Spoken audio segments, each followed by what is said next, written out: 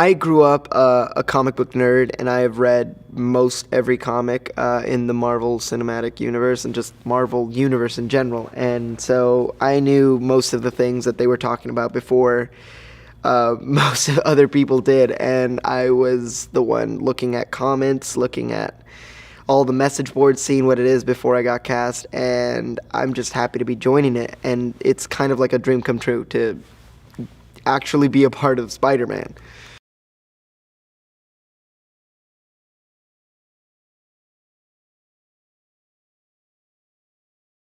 I play Flash Thompson, and he's kind of a character who people don't really like him, per se, in any regard. Even his decathlon teammates don't really like him, and they tolerate him because he is somewhat smart, and he is frustrated with Peter's character because Peter is so talented and so smart.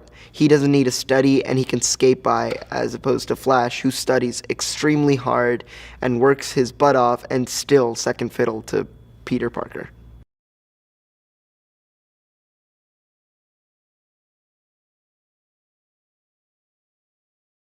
Tom is such an amazing Peter Parker. I think because he is so young and he has a youthful vibe to it, it's very easy to relate to, being, we're the same age and everything.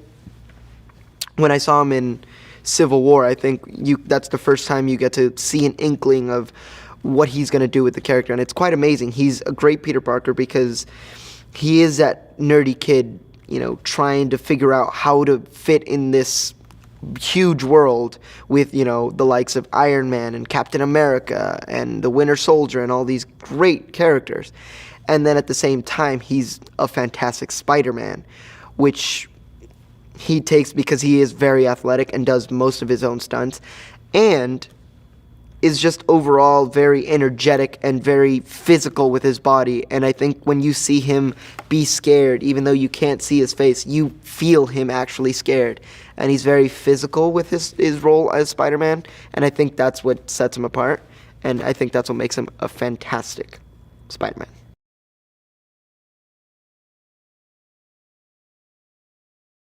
Ned's actually this very sweet, genuine, he's very nerdy, I guess you'd say. He loves what he loves, and he loves, Star Wars. He loves technology. He's super duper smart.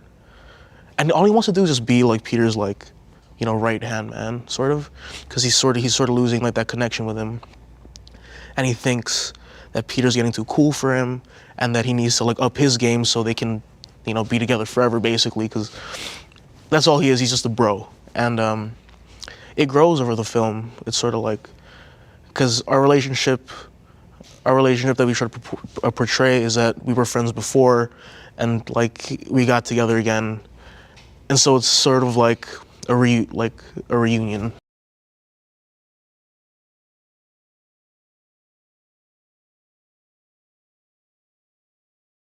I love that Jon takes in an actor's perspective. He really takes suggestions.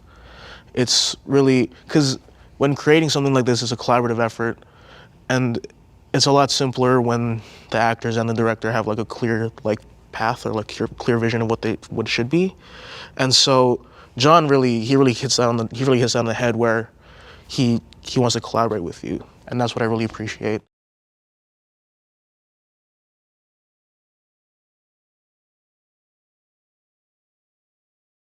It was more like a finally moment for me. I've been waiting for a world where Spider-Man could get into the Avenger thing, just in general. And just to have those two people really, and to have a little Chris Evans thing on the TV monitor, that's really cool. And so, it's really just I've been waiting for this moment for a while. Hi Lisa, here with some interesting movie extras facts for you. One of the earliest animation techniques was stop motion. It was first used in the late 1890s. Notable uses of stop motion include King Kong from 1933 and the skeleton skirmish in Jason and the Argonauts from 1963. Now, Toy Story, the first feature-length animated film to be created with CGI, generated 1,000 gigabytes of data and required 800,000 machine hours of editing. Are you an animation movie fan? Let let me know in the comments below and subscribe to our channel and check the notification bell to always be up to date with all the latest releases.